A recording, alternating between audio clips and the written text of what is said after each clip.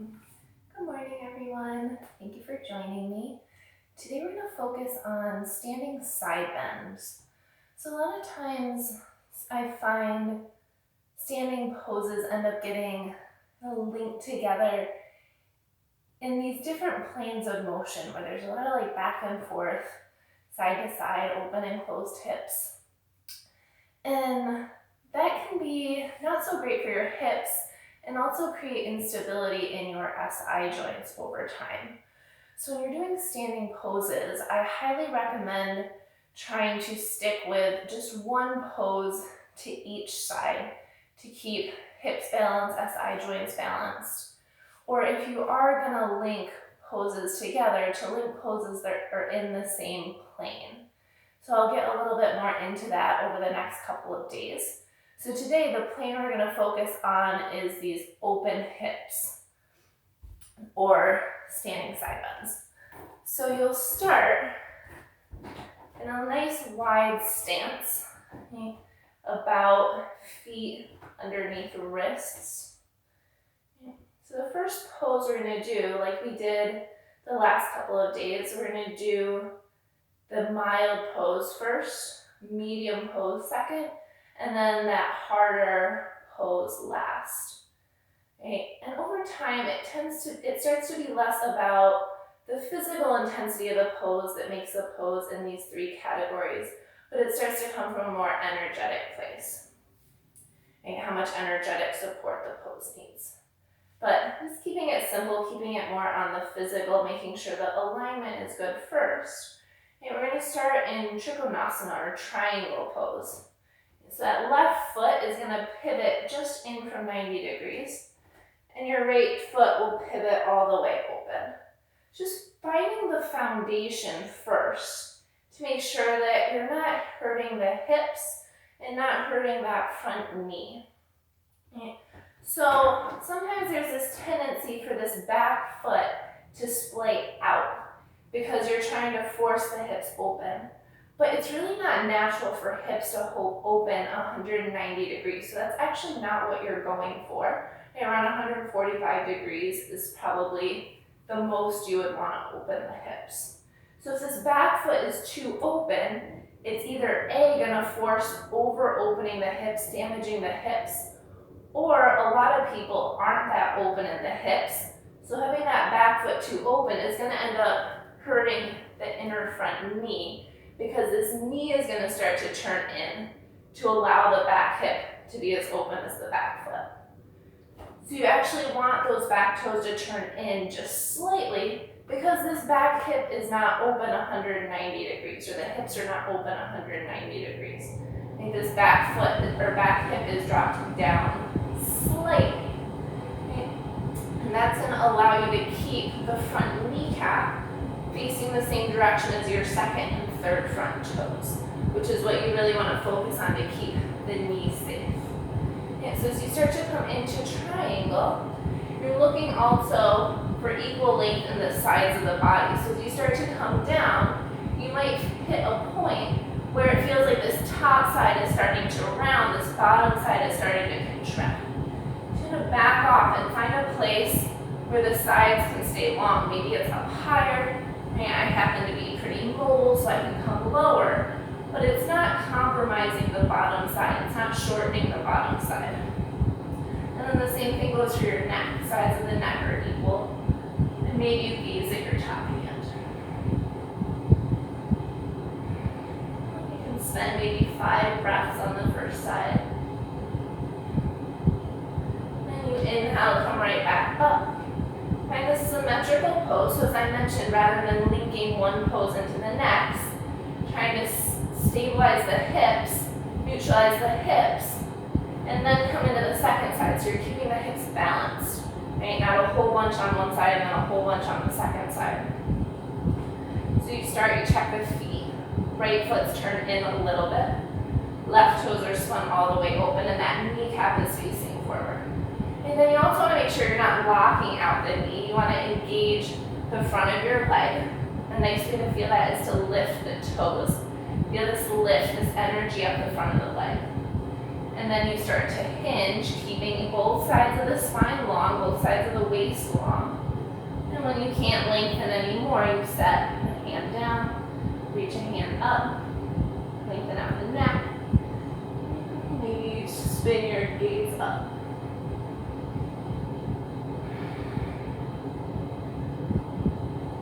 Trying to keep the breath balanced, right? Once the body is aligned, you switch focus to the breath.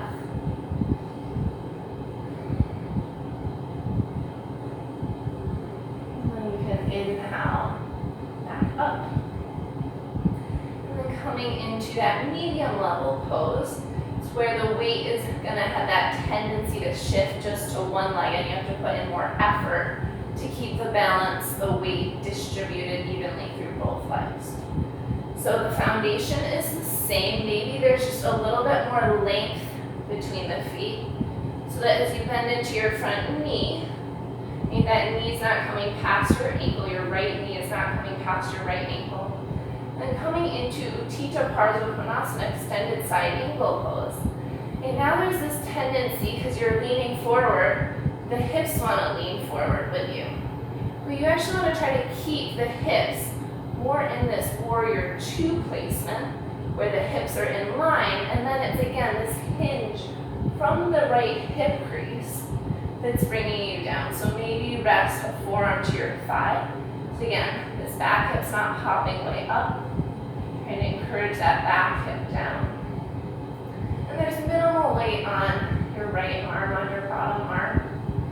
The left arm can reach up and overhead. Maybe you find the hips have the space to come down more. Maybe that right hand comes to your outer right foot, maybe onto a block. And then you're trying to open the front line, open your chest. Press your right knee into your right upper arm. Keep the power in your left foot and your back foot. And then you inhale to come up. Parallel the feet, neutralize the hips. And then you switch the feet, find your foundation first. You bend in.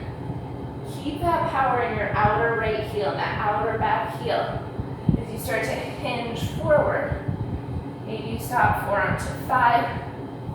Maybe you bring the hand down further, but you're trying to drop these top ribs. So rather than letting them bow up, top ribs presses down. And that top arm can reach up and overhead. And minimal weight on that bottom hand. And connect to breath. Lengthen navel to sternum. Maybe gaze at the top fingers. And then inhale to come up. Bring the feet parallel.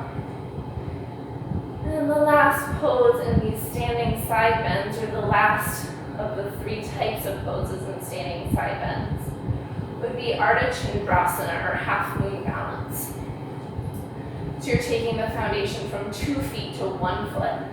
Okay, the entry into it starts part in triangle, but then you start to move towards side angle.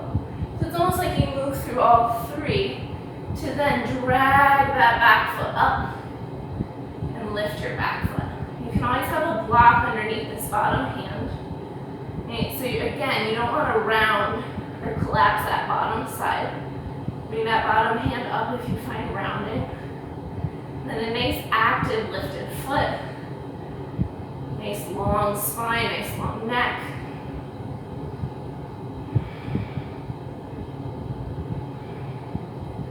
And when you come out, you could try to land back with those long feet, long stance. Come neutral. And then pivot to the second side. Okay, so you're kind of moving in that bent front knee. You slide your left hand forward. And then lightly start to slide the right foot up. Then notice if this bottom leg is starting to turn in, if your toes are starting to spin in. You want to keep that bottom leg open as well as you open your top leg, top hip.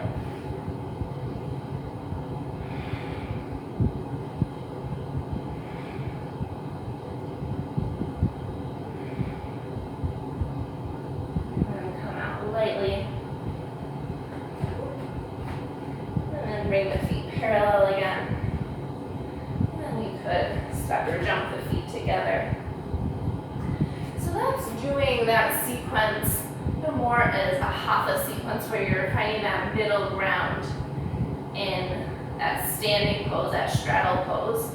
You could also do it where there's a vinyasa between each pose, which I might get more into later on in a different video. But just trying to keep that balance for your SI joint by keeping those poses that are in the same plane together and doing one side at a time. And then tomorrow we're going to play with those closed hip poses so you can start to see the difference in those different planes of motion. Okay? Reach out to me with any questions you have, and take care.